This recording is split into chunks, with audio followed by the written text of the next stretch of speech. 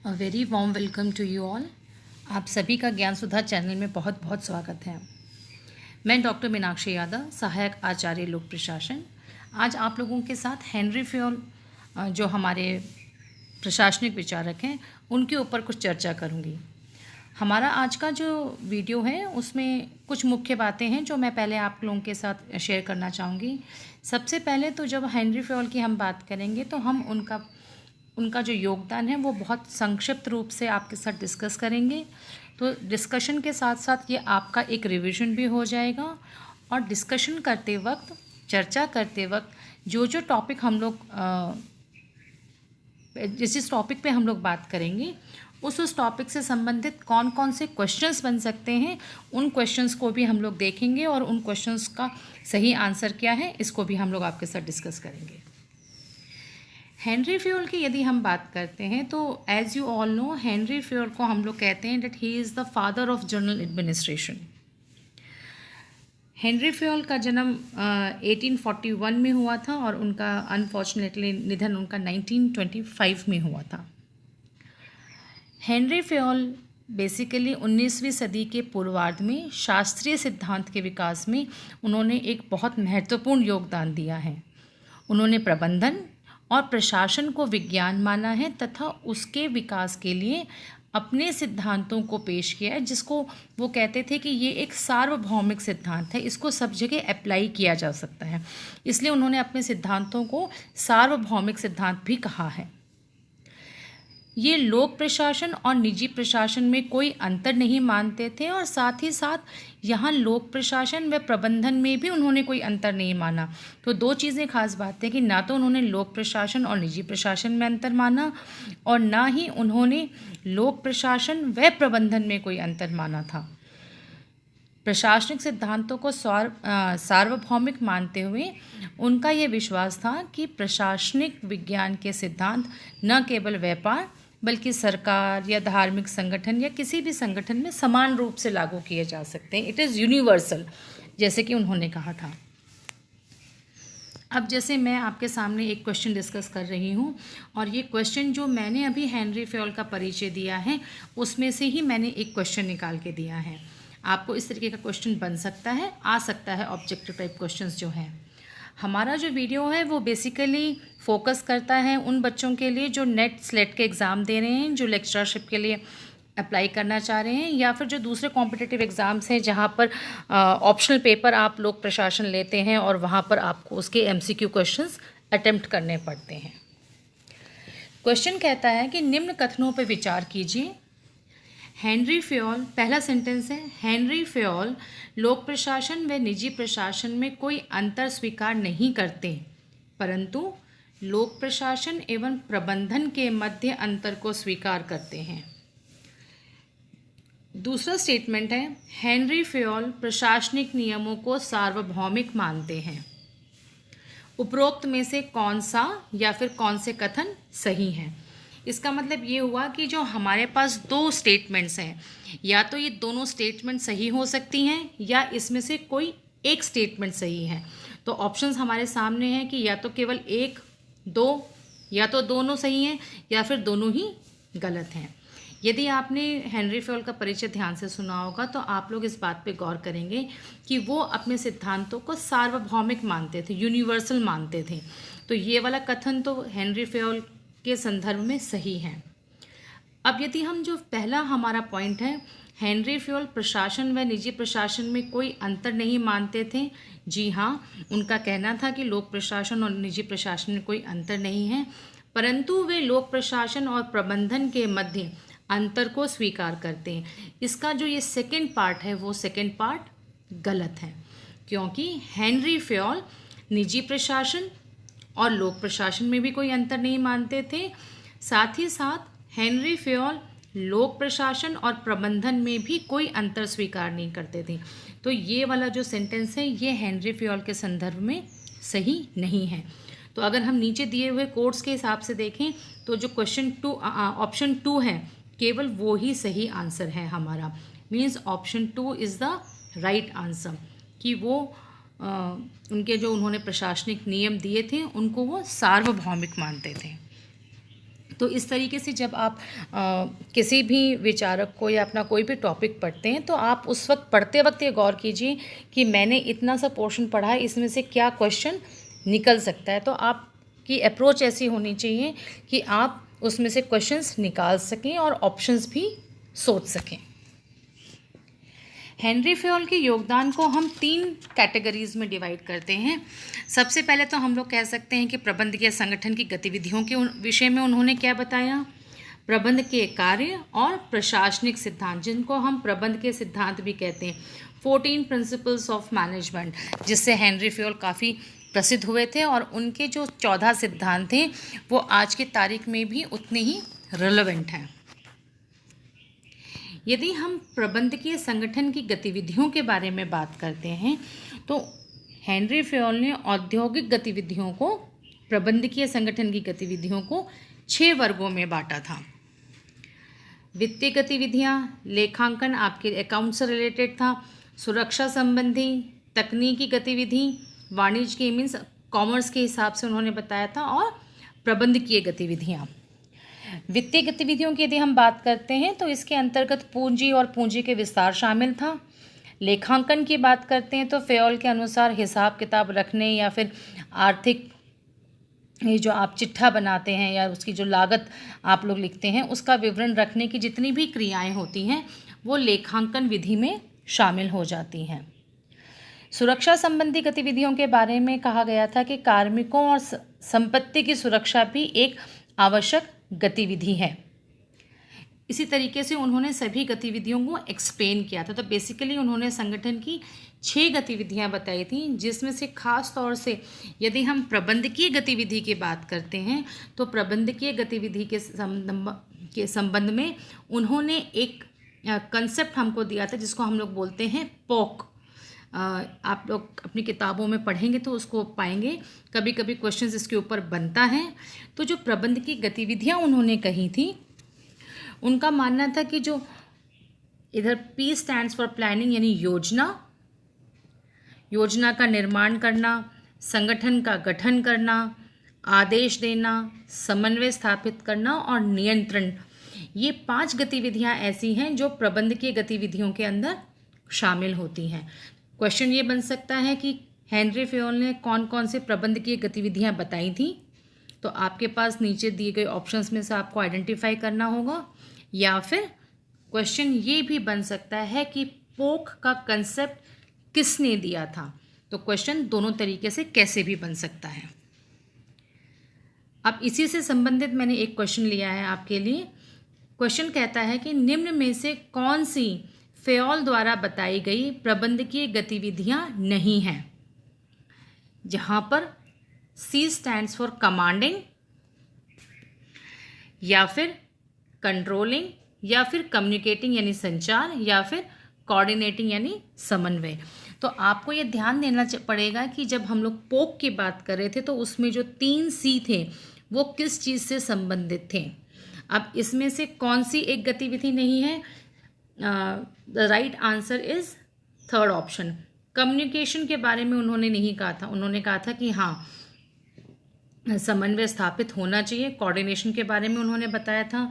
नियंत्रण के बारे में उन्होंने कहा था कि हाँ नियंत्रण या कंट्रोलिंग होनी चाहिए, या फिर कमांड जैसे हम कहते हैं कि आदेश देना। तो इन 3 चीज़ों के विषय में उन्होंने कहा था जो कि उनके C से रिलेटेड थी। तो कभी कभी इस तरीके का कंफ्यूजिंग आप लोगों को ऑप्शंस दिया जा सकता है, क्योंकि कई बार आप लोग केवल पोक याद कर लेते हैं, लेकिन हर एक अक्षर किस चीज़ से संबंधित है वो भी आपको ध्यान देना चाहिए। अब यदि हम बात करते हैं कि प्रबंधन के कार्य जो हेनरी फेयोल ने दिए थे, उन्होंने प्रबंध के तत्वों को 5 भागों में बांटा। उन्होंने बेसिकली 5 चीज़ें बताई हैं। उन्होंने कहा है कि कार्य योजना का निर्माण, इससे तात्पर्य उनका था कि एक ऐसी प्रभावी कार्य योजना से है जहां पर कार्य योजना संगठन के उद्देश्यों और लक्ष्यों को प्राप्त करने के लिए बनाई जाती है। यदि संगठन के निर्माण की हम बात करते हैं तो उन्होंने इसके लिए 2 मुख्य क्रियाएं बताई थी। पहला तो उन्होंने कहा था भौतिक संगठन और दूसरा उन्होंने कहा था मानवीय संगठन। ठीक इसी तरीके से आदेश देने वाली जो बात थी उसके लिए उन्होंने कहा था कि जितनी भी संगठनात्मक गतिविधियां होती हैं उसमें एकता स्थापित करने के लिए आदेश एक ही जगह से आना चाहिए। यूनिटी ऑफ कमांड को उन्होंने बहुत सपोर्ट किया था, आदेश की एकता को उन्होंने बहुत सपोर्ट किया था और उन्होंने कहा था कि उन गतिविधियों में समरूपता लाने के लिए आदेश की एकता बहुत ही महत्वपूर्ण है। ठीक इसी तरीके से समन्वय और नियंत्रण की हम बात करते हैं। तो ये तीन तो वो सी हो ही गई जिसकी हम लोगों ने थोड़ी देर पहले बात करी थी। कार्य योजना इज़ योर प्लानिंग, संगठन का निर्माण इज़ योर ऑर्गेनाइजेशन। तो बेसिकली ये आपका बन गया POCCC, जहाँ पर जो दूसरा सी है डेट स्टैंड्स फॉर कोऑर्डिनेशन। तो कभी कभी इस तरीके से भी लिखा आ सकता है या फिर आपको लिखा आ सकता है POCC और इसके साथ एक छोटा सा O लिखा आएगा, इसका मतलब होता है कोऑर्डिनेशन। और फिर तीसरा जो सी आएगा डेट इज कंट्रोलिंग। तो इस तरीके से क्वेश्चन बन सकता है। देखिए अब आपके सामने एक क्वेश्चन मैं शेयर कर रही हूँ। क्वेश्चन कहता है कि फेयोल ने प्रबंध के तत्वों को कितने भागों में बांटा था? क्या वो 6 थी, 5, 14 या फिर 4? अगर कंसेप्ट क्लियर है तो आंसर ये क्वेश्चन बहुत ही इजी कैटेगरी का है, लेकिन इन्होंने ऑप्शंस थोड़े से कंफ्यूजिंग दे रखे हैं। स्पेशली जो फर्स्ट और सेकंड ऑप्शन की अगर मैं चर्चा करूं तो देखिए, हेनरी फेयोल के 14 सिद्धांत तो अलग थे, उन्होंने तो प्रबंध के सिद्धांत दिए थे। हम बात कर रहे हैं प्रबंध के तत्वों की, और ये जो 6 हैं ये उन्होंने कहा था प्रबंध की गतिविधियाँ।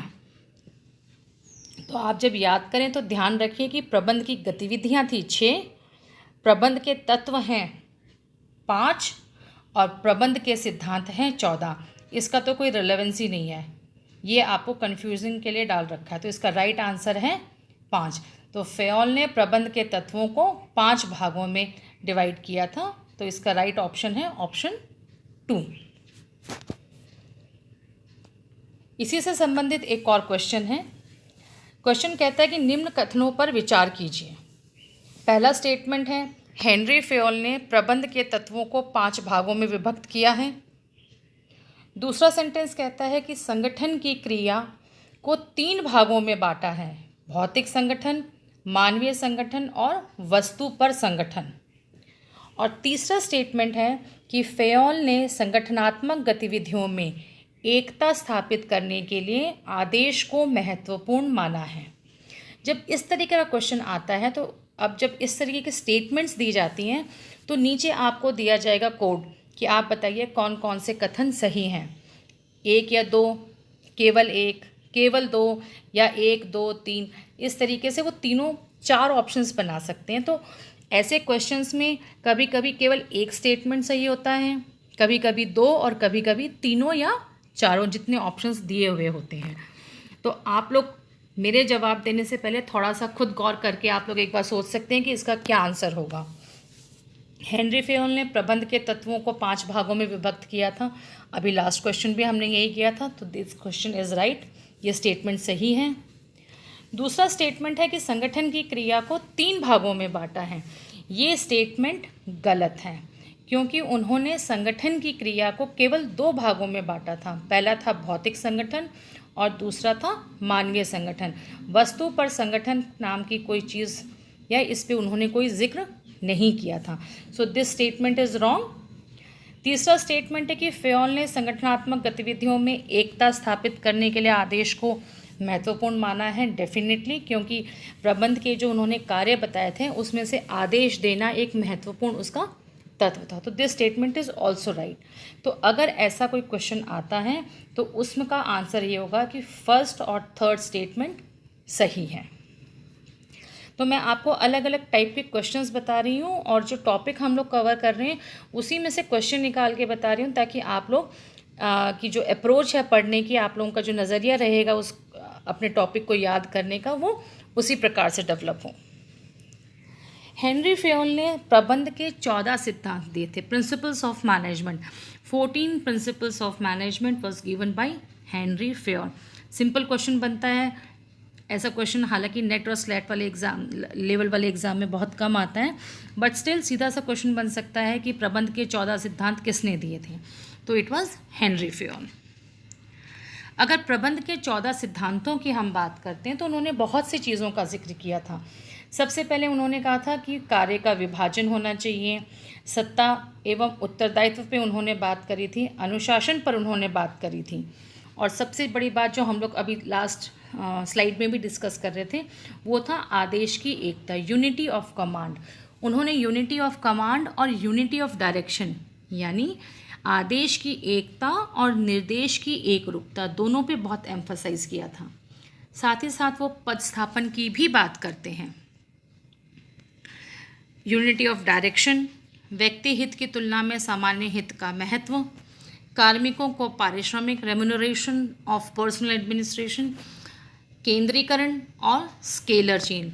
स्केलर चेन बेसिकली पद सोपान का ही दूसरा नाम जो हेनरी फेयोल ने दिया था वो उसी से संबंधित है।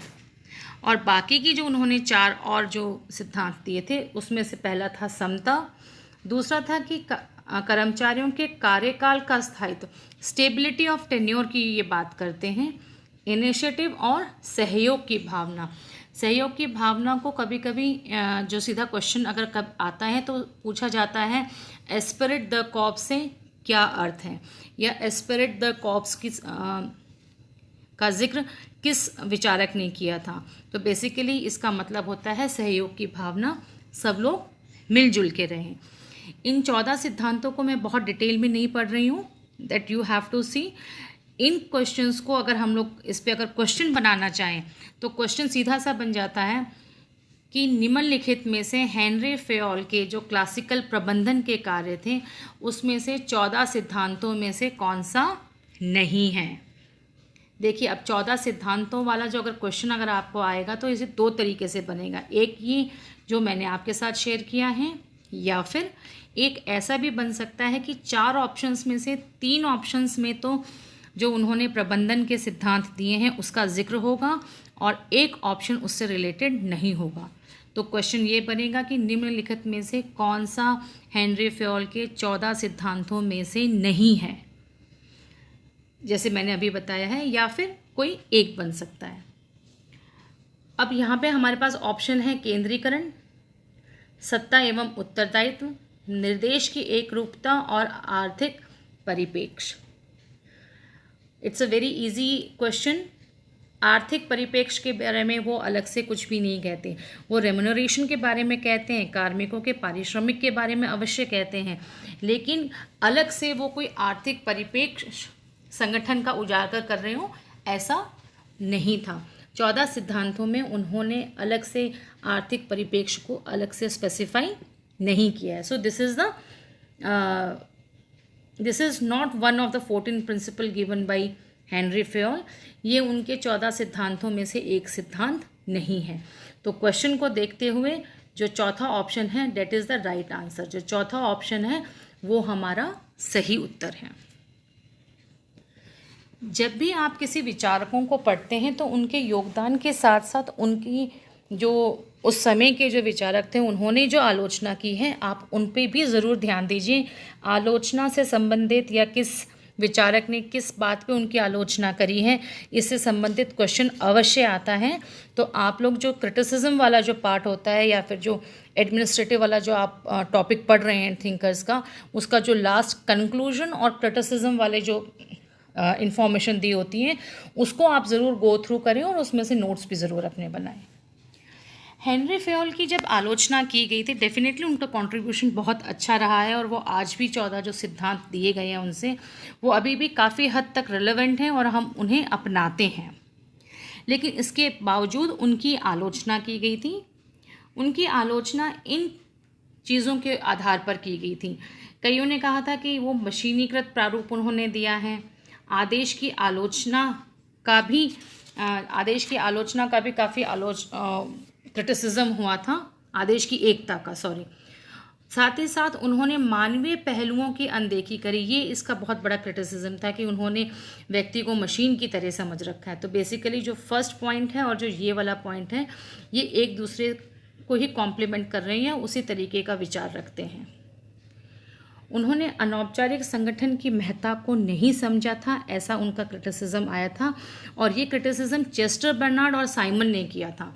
तो इस चीज़ पे आप ज़रूर ध्यान दीजिए कि चेस्टर बर्नार्ड और साइमन ने अनौपचारिक संगठन के संबंध में फेयोल की आलोचना की थी।